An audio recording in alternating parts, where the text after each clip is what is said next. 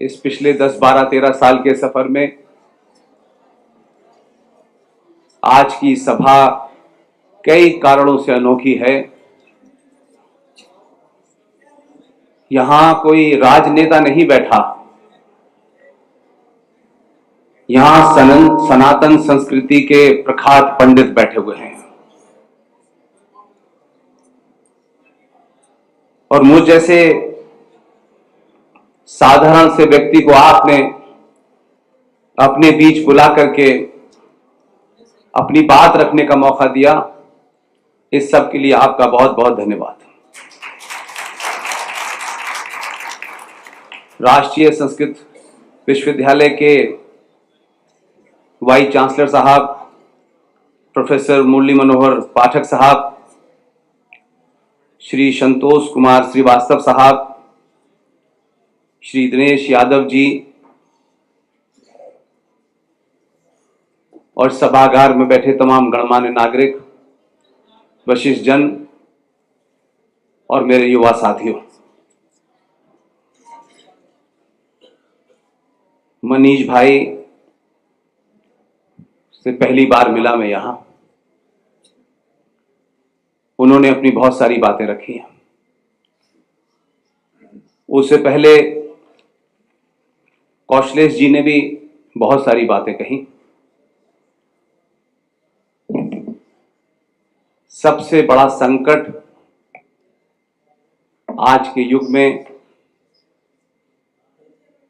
जो मैं मानता हूं, सनातनी हिंदू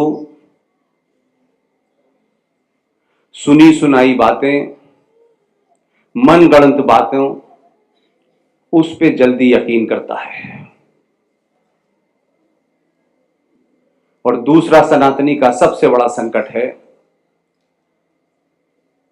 वो कुछ भी कहने से पहले वो ये देखता है मैं कहां बैठा हुआ हूं, मेरे साथ में कौन बैठे हैं, और उस हालात के हिसाब से अपने सत्य को बोलने की कोशिश करता है। मनीष भाई ने काफी सारी चीजें की। कौशलेंद्र भाई ने बताया कि वो जो सूली पर टंगे हुए हैं उनकी मम्मी का पता नहीं है, और 1400 साल पहले जो ऊंट की पीठ पर बैठ के भारत आए थे, उनके बारे में आजकल नई नई डिस्कवरीज हो रही हैं।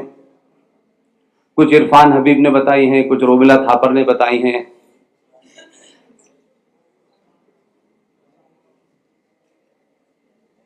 मुझे ये कहते में कोई झिझक नहीं है कि आपको चुनौती कौन दे रहा है, हमारे अपने अंदर के लोग और बाहर के लोग। कभी कभी जब सनातन के बारे में लोग ऊट पटांग बातें बोलते हैं, दूसरे मजहब के पंथ के लोग भी बोलते हैं, और आप उनके कुतर्कों को अपने तर्क से समझाना चाहते हैं, वो नहीं समझेंगे कि समझने का सिस्टम उनके यहां है ही नहीं।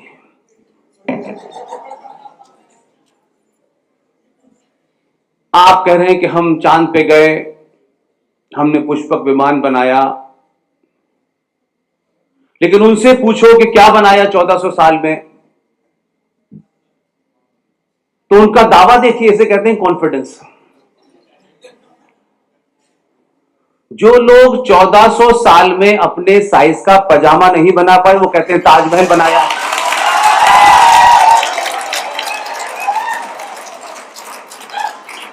और जिन्हें क्या क्या बनाया उन्होंने। लेकिन सवाल यह है कि हमसे कोई पूछे कि तुमने क्या बनाया, हमने तुम्हें मुसलमान बनाया है।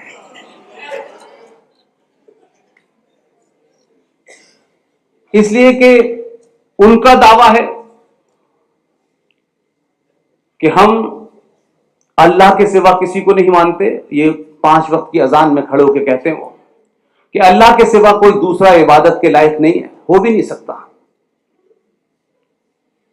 और हमें अल्लाह पे बहुत भरोसा है ये भी मानते हैं, लेकिन ये भरोसा अधूरा है, ये मुनाफकत है, ये मक्कारी है, ये झूठ है कि तुम्हें अल्लाह पे भरोसा है। हमको भगवान पर भरोसा है, ये 100% सच है। ताली समय पे बजाइए, आपकी तालियां ना भी बजें तो आपकी जो मौजूदगी है वो तालियों से बहुत ज्यादा ताकतवर है। इतने सारे युवा, वो भी संस्कृत विश्वविद्यालय के अंदर, अगर मुझ जैसे आदमी को सुनने आए हैं तो मैं मानता हूं कि सभागार में एक एक आदमी मुझसे ज्यादा ज्ञानी होगा। अल्लाह पे भरोसा करने वालों का उस वक्त भरोसा क्यों टूटा, और मैं क्यों कहता हूं कि ये हिंदुओं ने खुद ही समस्या पैदा की है। अब वो भस्मासुर हो गए हैं, अब आपको प्रॉब्लम हो रही है।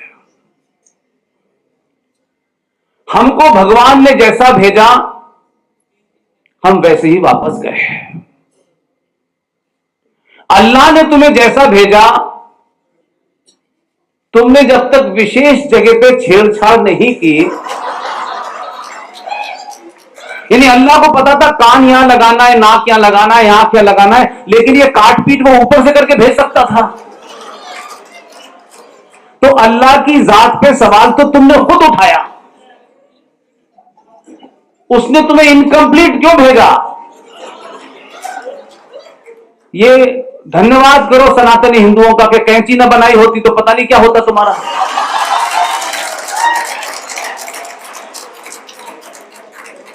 और वो लोग हमसे कहते हैं, वो लोग इस सनातन को चुनौती दे रहे हैं।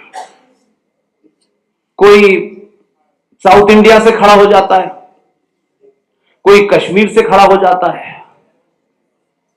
अगर जो लोग सनातन की जड़ को नहीं जानते, वो शायद इस किस्म के मूर्खों के सवाल जवाब में फंस जाते हैं। और मैं उसको बहुत आम भाषा में कहता हूं कि जब सनातनी अपने जड़ और रूट को भूला, सनातनी उस सच को भूला, तब ऐसा लगता है कि जुगनू सूरज को चुनौती दे रहा है। हम कौन हैं, क्या हैं, कैसे आए, क्यों आए, हम इसके जानने के अलावा सब कुछ जानते हैं। इसलिए कुछ कुछ बातें इसलिए साफ करनी चाहिए। हजारों साल पहले क्या हुआ, 500 साल पहले क्या हुआ, आज क्या हो रहा है, क्योंकि हम आज के दौर की उन चुनौतियों के बारे में नहीं बात करेंगे तो आने वाली पीढ़ी कहेगी इन्होंने भी नहीं बताया था। आज सबसे बड़ा संकट यह है कि हम सनातनी नहीं हैं, हम सनातनी होने का ढोंग कर रहे हैं। हम हिंदू नहीं हैं, हम हिंदू होने का जितना हमसे ड्रामा करा लीजिए करते हैं। इसलिए मैं ही मानता हूं कि जिस दिन भी सनातनी हिंदू अपनी सामूहिक शक्ति का सार्वजनिक प्रदर्शन करेगा, दुनिया की हर ताकत आपकी चौखट पे नाक रगड़ेगी।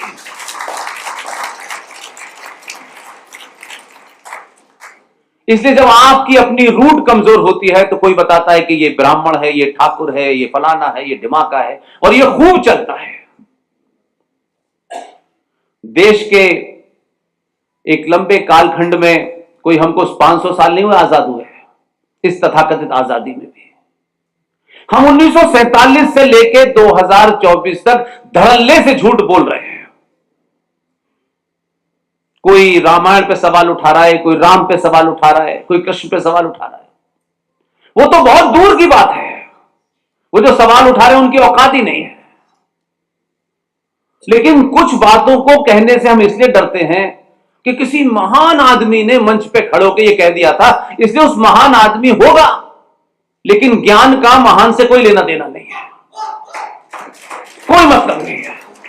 ज्ञानी कोई भी हो सकता है।